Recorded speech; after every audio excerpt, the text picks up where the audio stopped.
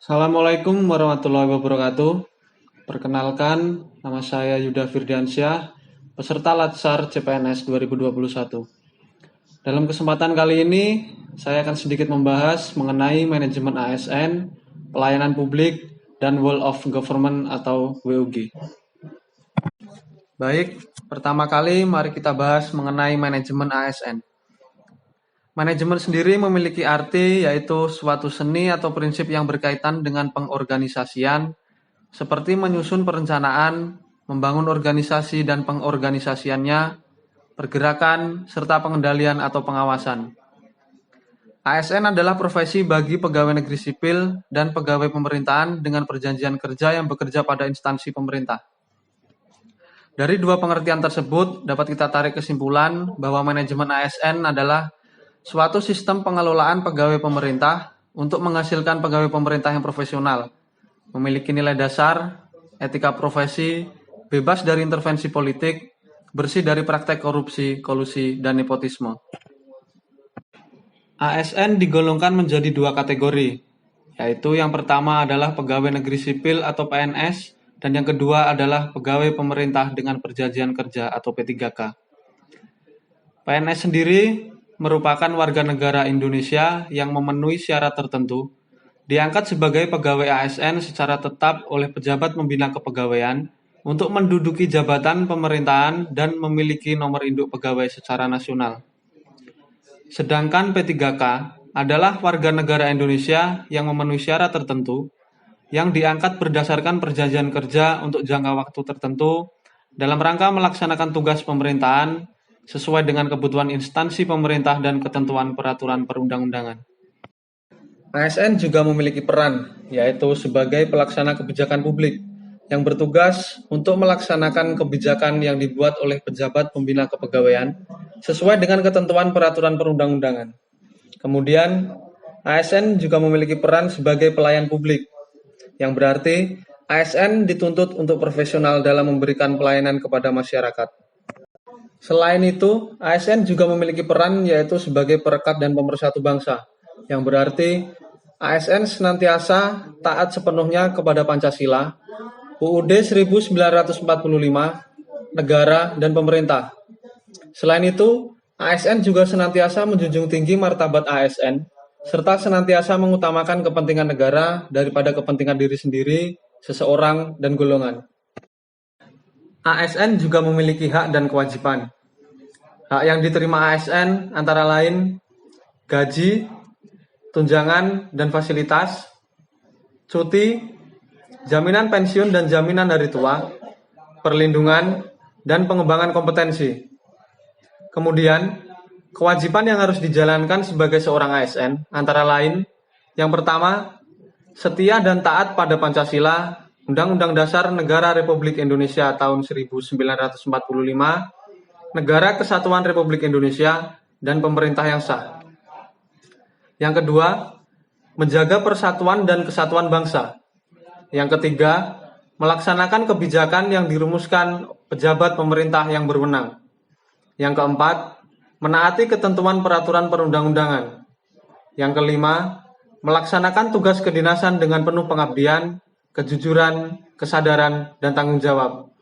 Yang keenam, menunjukkan integritas dan keteladanan dalam sikap, perilaku, ucapan, dan tindakan kepada setiap orang, baik di dalam maupun di luar kedinasan. Yang ketujuh, menyimpan rahasia jabatan dan hanya dapat mengemukakan rahasia jabatan sesuai dengan ketentuan peraturan perundang-undangan. Dan yang kedelapan, bersedia ditempatkan di seluruh wilayah Negara Kesatuan Republik Indonesia. Dalam manajemen ASN, ada yang namanya sistem merit. Pada dasarnya, sistem merit adalah konsepsi dalam manajemen SDM yang menggambarkan diterapkannya objektivitas dalam keseluruhan semua proses. Dalam pengelolaan ASN, yakni pada pertimbangan kemampuan dan prestasi individu untuk melaksanakan pekerjaannya. Selanjutnya, kita akan membahas mengenai pelayanan publik. Pelayanan publik adalah suatu kegiatan atau rangkaian kegiatan dalam rangka pemenuhan kebutuhan pelayanan sesuai dengan peraturan perundang-undangan bagi setiap warga negara dan penduduk atas barang, jasa, dan atau pelayanan administratif yang disediakan oleh penyelenggara pelayanan publik. Pelayanan publik memiliki beberapa unsur, antara lain, yang pertama, organisasi penyelenggara pelayanan publik adalah setiap institusi penyelenggara negara, korporasi, lembaga independen yang dibentuk berdasarkan undang-undang untuk kegiatan pelayanan publik, dan badan hukum lain yang dibentuk semata-mata untuk kegiatan pelayanan publik. Yang kedua, penerima layanan adalah orang, masyarakat, atau organisasi yang berkepentingan untuk memerlukan layanan. Dan yang ketiga adalah kepuasan yang diberikan dan atau diterima oleh penerima layanan, yaitu unsur kepuasan pelanggan menjadi perhatian penyelenggara pelayanan. Dalam hal ini adalah pemerintah. Untuk menetapkan arah kebijakan pelayanan publik yang berorientasi untuk memuaskan pelanggan, dan dilakukan melalui upaya memperbaiki dan meningkatkan kinerja manajemen pemerintahan.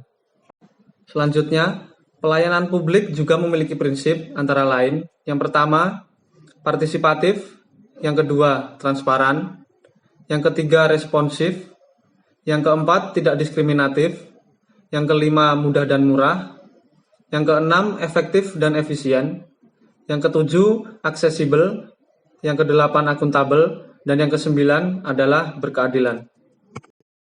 Berikutnya, kita akan membahas mengenai Whole of Government atau WOG. WOG adalah sebuah pendekatan penyelenggaraan pemerintahan yang menyatukan upaya-upaya kolaboratif pemerintah dari keseluruhan sektor dalam ruang lingkup koordinasi yang lebih luas guna mencapai tujuan-tujuan pembangunan kebijakan, manajemen program, dan pelayanan publik. Penerapan dari WOG sendiri diupayakan untuk yang pertama, penguatan koordinasi antar lembaga. Koordinasi dapat dilakukan jika jumlah lembaga-lembaga masih terjangkau. Yang kedua, membentuk lembaga koordinasi khusus. Pembentukan lembaga terpisah dan permanen yang bertugas dalam mengkoordinasikan sektor atau kementerian adalah salah satu cara melakukan WOG. Yang ketiga, yaitu membentuk gugus tugas. Gugus tugas merupakan bentuk pelembagaan koordinasi yang dilakukan di luar struktur formal, yang sifatnya tidak permanen. Dan yang keempat adalah koalisi sosial. Ini merupakan bentuk informal dari penyatuan koordinasi antar sektor atau lembaga, tanpa perlu membentuk pelembagaan khusus dalam koordinasi ini. Berikut adalah tantangan-tantangan dalam penerapan WOG. Yang pertama, yaitu kapasitas SDM dan institusi yang terlibat dalam WOG tidaklah sama.